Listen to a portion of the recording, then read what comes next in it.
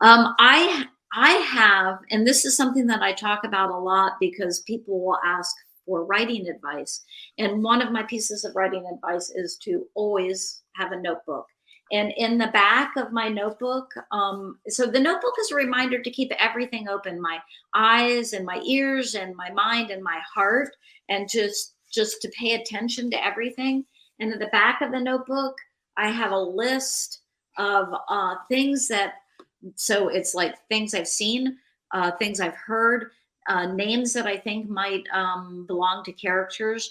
I just keep a running list of those things that I think could be stories in the back of the notebook, and that's where all the stories started, was something that I wrote down in a notebook, including Edward Tulane.